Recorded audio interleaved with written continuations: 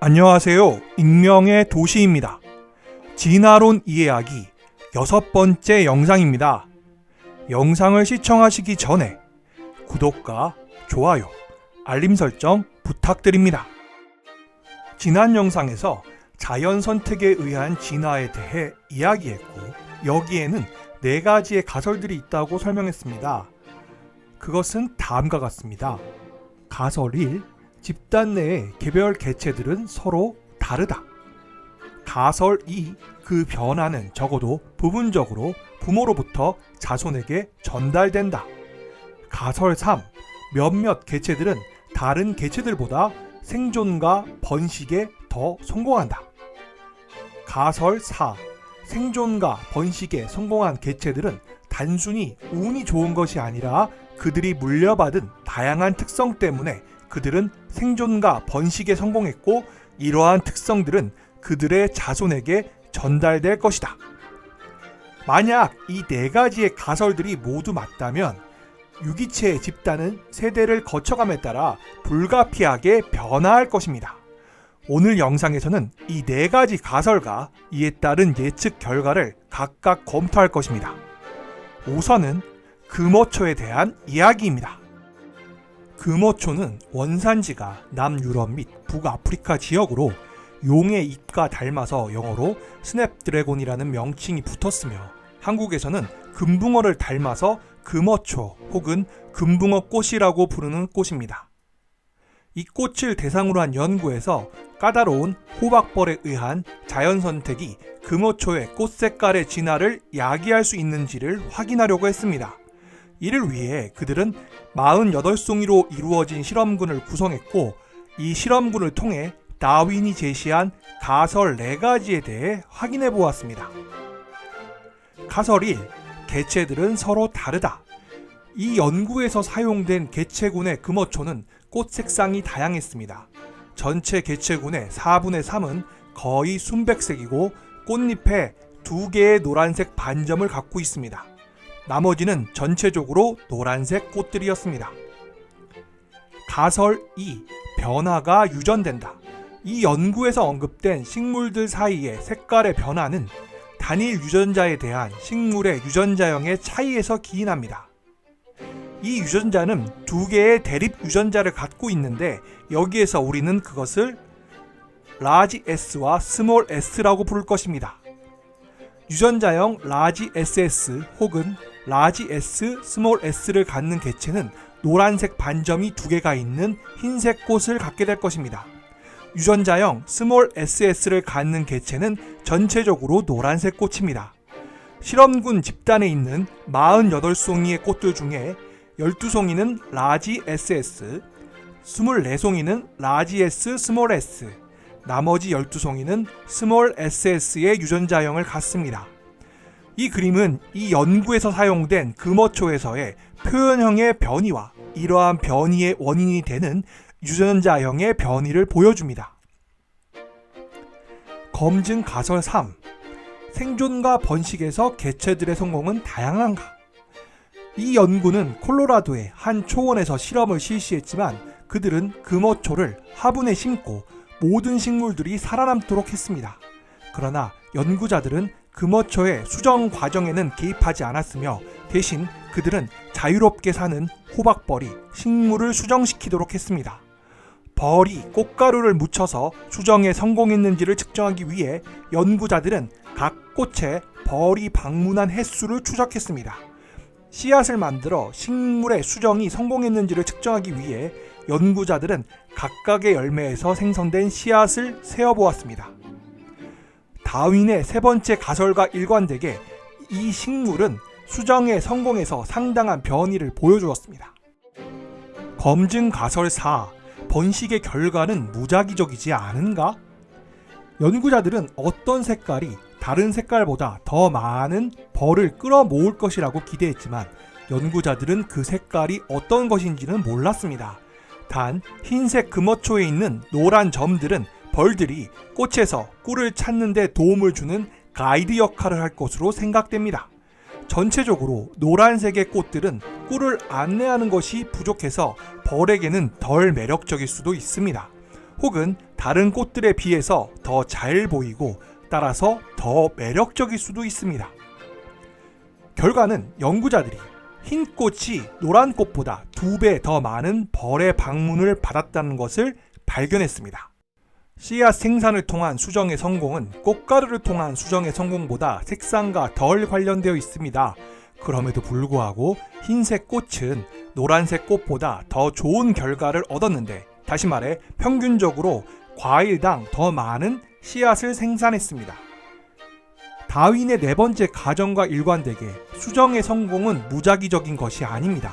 꽃가루를 위한 수정과 씨앗 생산에서 흰색 식물은 노란색 식물을 앞섭니다.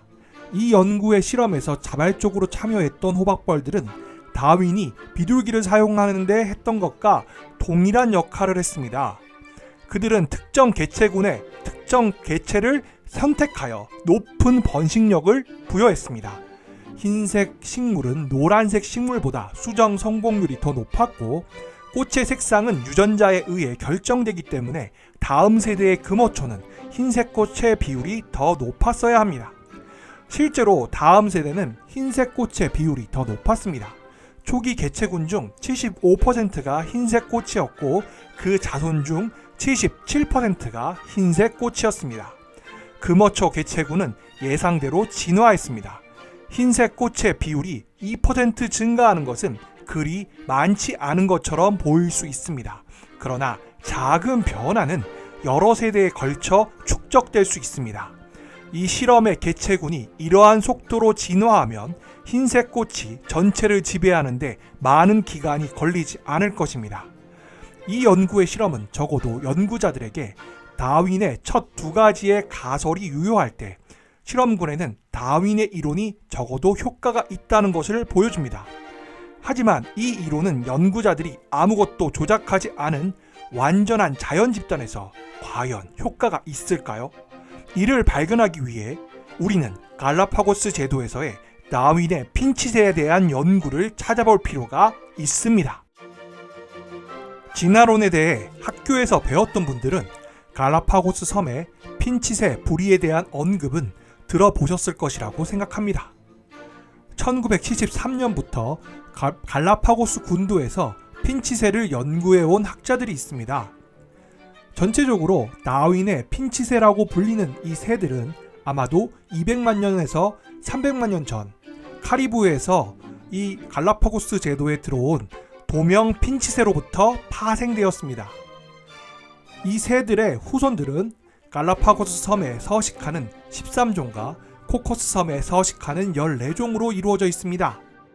이 그림은 이 모든 종들이 모두 밀접한 관련이 있음을 보여줍니다. 이 그림에서 부리의 크기와 형태에 있어서 종마다 광범위한 차이가 있다는 것을 알 수 있습니다. 그들의 가까운 혈연 관계와 일관되게 다윈의 핀칫새의 모든 종은 크기와 색상이 비슷합니다. 길이는 4에서 6인치, 색상은 갈색에서 검은색까지 다양합니다. 그러나 그들은 부리의 크기와 형태에 있어서 현저한 차이를 보입니다. 부리는 새들이 먹이를 먹을 때 사용하는 주요 도구이며 갈라파고스 핀칫새들 사이의 광범위한 부리의 형태학은 그들이 먹는 음식의 다양성을 반영합니다. 워블러 핀치는 곤충, 거미와 꿀을 주식으로 합니다. 딱따구리와 맹그로브 핀치는 죽은 나무의 곤충의 애벌레 또는 흰 개미를 캐내기 위한 도구로서 잔가지 또는 선인상의 가시를 사용합니다. 지오스피자 속의 몇몇 땅 핀칫새는 씨앗을 먹는 것 외에도 이구아나와 거북이의 진드기를 뽑아먹습니다. 채식주의자 핀칫새는 잎과 과일을 먹습니다. 자연 선택에 의한 진화론의 검증을 위해 에콰도르의 다프네 섬의 중간 땅 핀칫새를 대상으로 한 연구 자료에 초점을 맞춰보겠습니다. 다프네 섬의 위치와 작은 크기는 이 섬을 최고의 자연 실험실로 만듭니다. 갈라파고스 제도의 모든 섬들과 마찬가지로 이 섬은 화산의 꼭대기입니다. 섬의 높이는 해발 120m에 불과합니다. 이 섬은 주 분화구와 작은 2차 분화구를 갖고 있습니다. 섬에 단 한 곳만이 캠프를 꾸리기에 충분할 정도로 평평하고 넓습니다. 섬이 적도 지역에 위치함에도 불구하고 기후는 크게 두 개의 계절로 구분할 수 있습니다. 1월부터 5월까지의 따뜻하고 습한 계절과 6월부터 12월까지의 시원하고 건조한 계절이 번갈아 나타납니다. 식생은 건조한 숲과 여러 종의 선인장과 함께 관목으로 이루어져 있습니다. 다프네 섬의 중간 지점은 이상적인 연구 개체군을 형성시킵니다. 섬의 안팎으로 이주하는 핀치새는 거의 없고 개체수도 충분히 적어서 철저한 연구에 적합합니다. 평균적으로 핀치새 개체군의 수는 약 1200마리 정도입니다. 1977년까지 이 섬에서 핀치새를 대상으로 한 연구의 연구자들은 이 개체군의 절반 이상을 포획하고 표시했습니다. 1980년 이후 사실상 전체 개체군의 100%를 포획했습니다. 중간 땅 핀치새는 최대 16년간 생존합니다.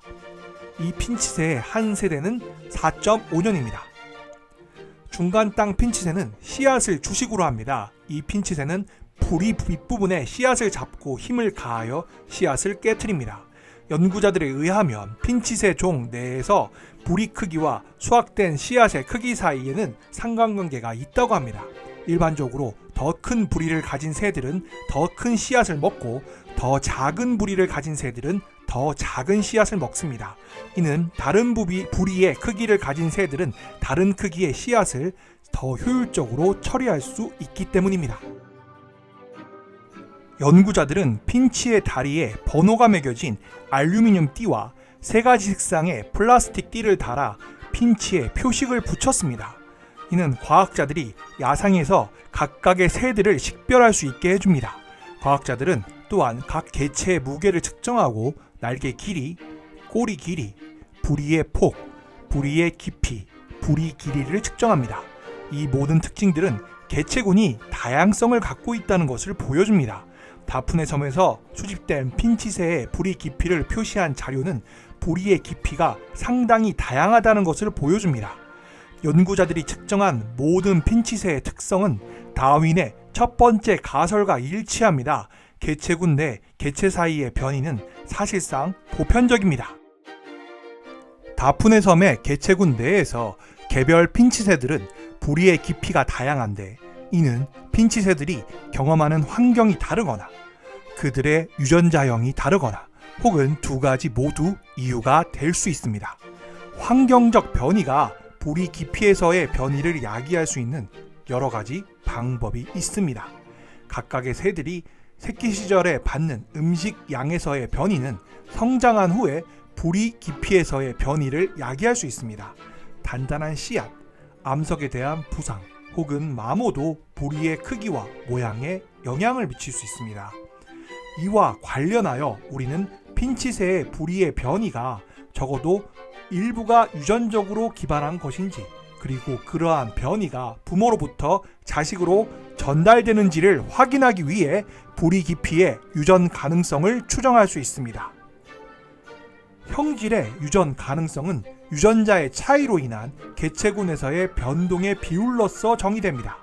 이 유전 가능성은 0과 1 사이의 값을 갖습니다. 이 유전 가능성을 추정하는 이론에 대해서는 이후에 다른 영상에서 더 자세하게 이야기할 예정입니다.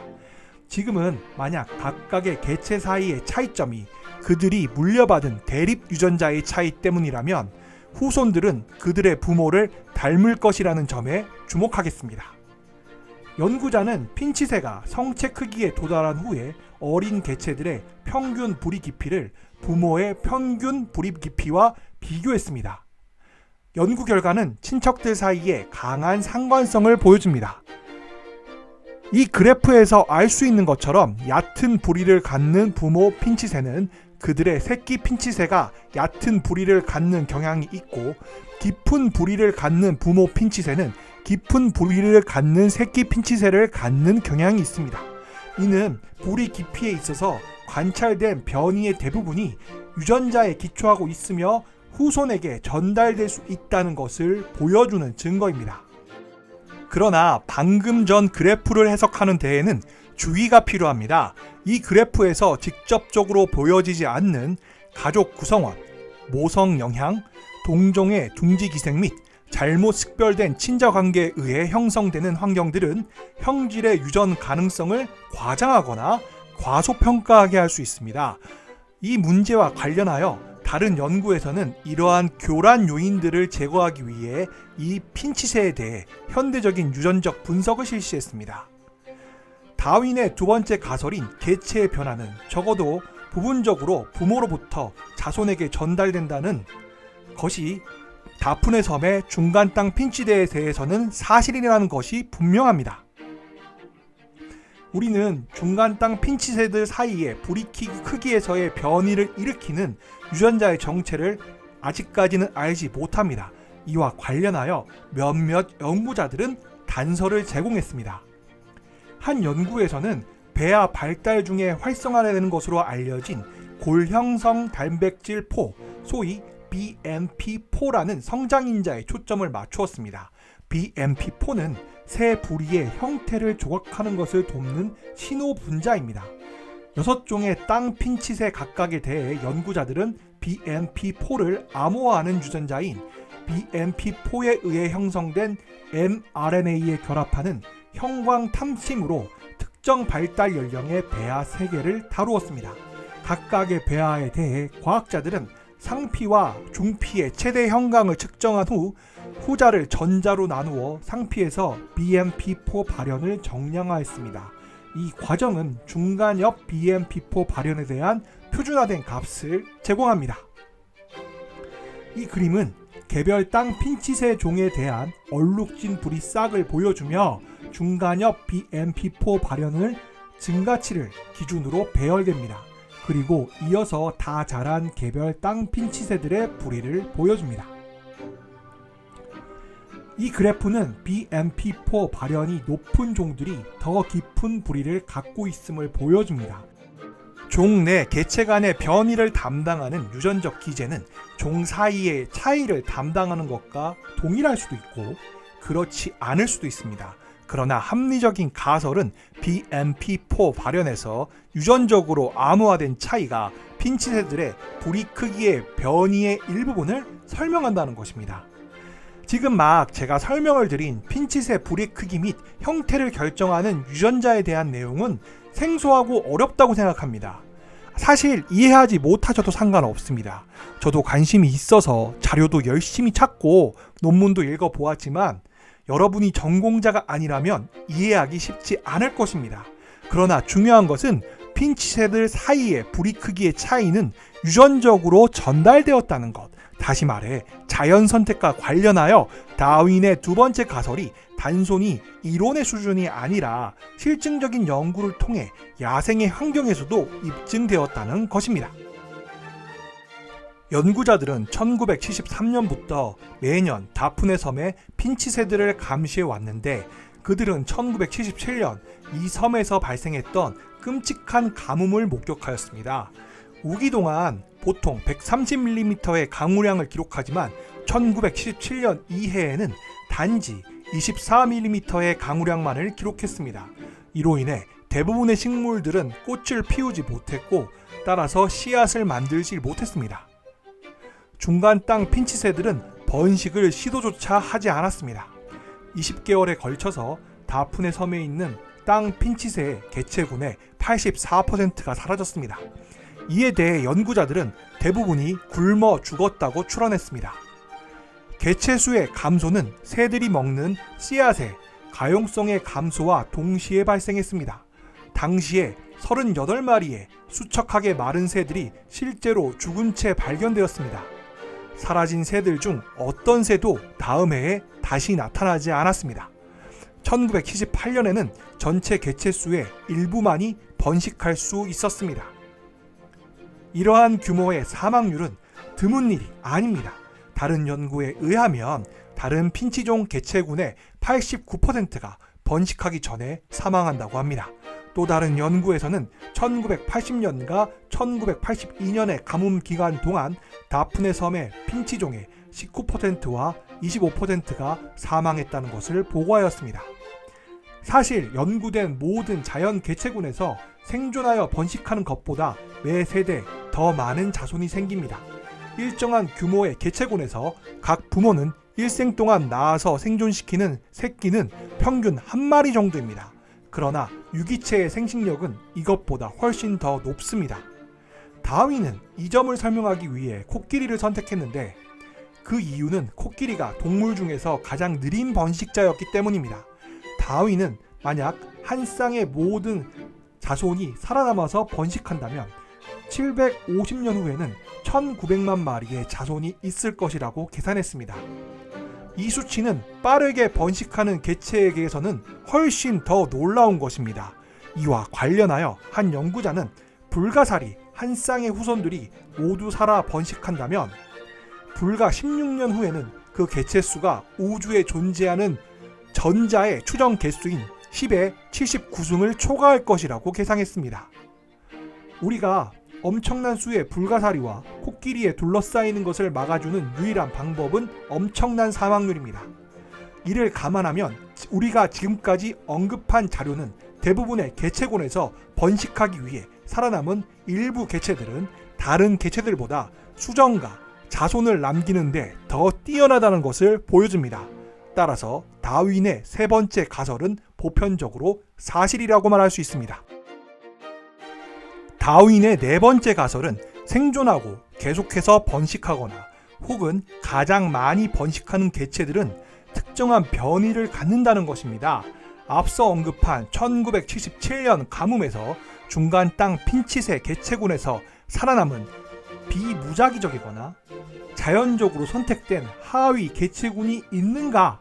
라고 질문을 한다면 이 질문에 대한 답은 예스입니다.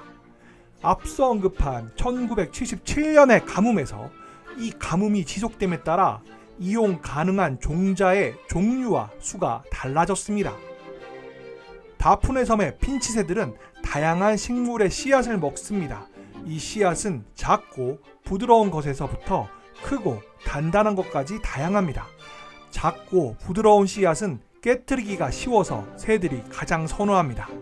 가뭄이 발생하는 동안 다른 때처럼 핀칫새들은 작고 부드러운 씨앗을 우선 먹었습니다. 일단 작고 부드러운 씨앗의 대부분이 사라지자 우리나라에서는 주로 약재로 사용되는 대화질려라고 불리는 식물의 크고 단단한 과일이 주로 주요한 식량이 되었습니다. 일단 깊고 좁은 부리를 갖는 큰 핀칫새만이 이 식물의 열매를 성공적으로 깨트려서 먹을 수 있었습니다. 나머지 새들은 돌을 뒤집고 흙을 긁어서 몇 안 되는 작은 씨앗을 찾아다녔습니다. 다음의 그래프를 보겠습니다. 이 그래프에서 윗부분의 그래프는 가뭄이 발생하기 전에 다프네 섬의 핀칫새의 대규모 표본을 대상으로 조사한 부리 크기의 히스토그램입니다. 이 그래프의 아랫부분의 그래프는 가뭄이 발생한 후에 생존한 핀칫새 90마리의 무작위 표본의 부리 크기의 히스토그램입니다. 생존한 핀칫새들은 가뭄 이전에 살았던 핀칫새들보다 평균적으로 더 깊은 부리를 갖고 있었습니다. 부리의 깊이와 새의 몸집의 크기는 상관관계가 있고 더 큰 핀칫새가 식량 경쟁에서 승리하는 경향이 있기 때문에 생존하는 핀칫새 역시 몸집이 더 큽니다. 1977년의 사례는 극적이기는 하지만 고립된 사건이 아니었습니다. 1980년과 1982년에도 이와 유사한 가뭄이 있었고 깊은 부리와 큰 몸집을 가진 개체들이 다시 자연적으로 선택되었습니다. 1983년 엘니뇨라고 불리는 남미 해안에서의 따뜻한 지표수의 유입이 다프네 섬에 1359mm의 강우량을 야기했는데 이는 1977년 강우량의 거의 57배에 해당되는 양이었습니다. 이러한 환경적 변화는 작고 부드러운 씨앗의 풍부함으로 이어졌고 결과적으로 더 작은 체형에 대한 강력한 선택을 이끌어냈습니다. 강우량이 풍부한 해에는 얕은 부리를 갖는 작은 새들이 더 잘 생존하고 작은 씨앗을 더 효율적으로 수확하기 때문에 더 많이 번식합니다. 가뭄이 발생하는 시기에는 더 큰 새들이 선호되고 강수량이 많은 해에는 더 작은 새들이 선호됩니다. 자연 선택은 역동적입니다. 지금까지 살펴본 다윈의 4가지 가설은 모두 다푼의 섬의 중간 땅 핀칫의 개체군에 대해 유효합니다. 따라서 다윈의 이론은 한 세대에서 다음 세대로의 개체군 구성의 변화를 예측합니다. 1977년 가뭄에서 살아남은 깊은 부리를 가진 새들이 새끼를 번식했을 때 그들은 자신의 깊은 부리를 자손에게 물려주어야 했습니다. 이 그림은 이 내용을 확인시켜줍니다.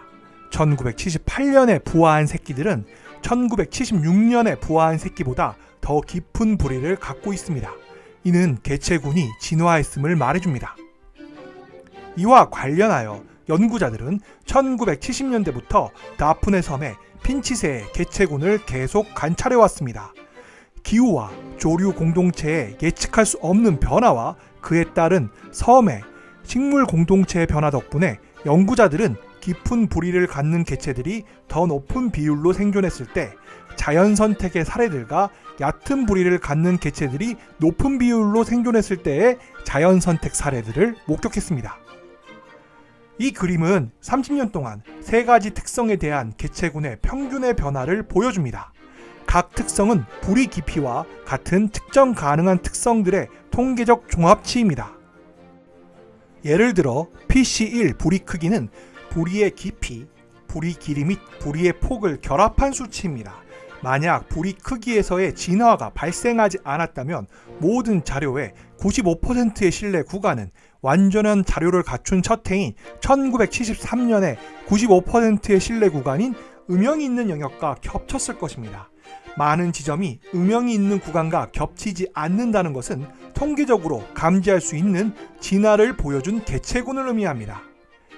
이 그림에서 A가 보여주는 것은 1977년의 가뭄 동안 핀칫의 개체군이 평균적으로 상당히 큰 부리 크기로 진화했다는 것입니다. 이러한 변화는 파란색으로 표시됩니다. 이 수치는 개체군이 1980년대 중반까지 부리 크기의 평균이 큰 상태에 머물렀다가 다시 원래의 평균 크기로 진화했음을 보여줍니다. 개체군은 다른 가뭄에 맞닥뜨릴 때까지 평균에 머물렀습니다. 2003년과 2004년의 가뭄은 1977년의 가뭄만큼 심각했습니다. 다시 많은 중간 땅 핀칫새들은 굶었습니다. 그러나 이번에는 중간 땅 핀칫새들은 최근에 이 섬에 나타난 큰 땅 핀칫새의 상당한 개체군과의 경쟁에 직면하게 되었습니다. 큰 땅 핀칫새들은 1977년부터 생존했던 큰 부리를 갖는 중간 땅 핀칫새가 먹었던 대화 진료 열매에 접근해서 먹었습니다. 그 결과 큰 부리를 가진 중간 땅 핀칫새는 작은 부리를 가진 핀칫새보다 더 높은 비율로 죽었고 개체군은 작은 부리를 갖는 것으로 진화했습니다. 중간 땅 핀칫새 개체군은 또한 부리 형태와 신체 크기에서도 상당한 진화를 보여주었습니다. 2001년의 평균적인 핀칫새는 1970년대 중반의 평균적인 핀칫새보다 훨씬 더 날카로운 부리를 가졌으며 몸의 크기도 상당히 작아졌습니다. 연구에 의하면 다윈의 진화 메커니즘은 자연 개체군에서도 기록될 수 있다는 것을 보여줍니다. 다윈의 4가지 가설이 모두 사실이고 개체군은 진화합니다. 연구는 또한 짧은 시간 동안의 작은 진화적인 변화가 더 긴 시간 동안에 더 큰 변화들로 축적될 수 있다는 것을 보여줍니다. 오늘의 영상은 여기까지입니다. 지금까지 시청해 주셔서 감사합니다. 이상 익명의 도시였습니다. 여러분의 구독과 좋아요, 알림 설정은 영상 제작에 큰 힘이 됩니다.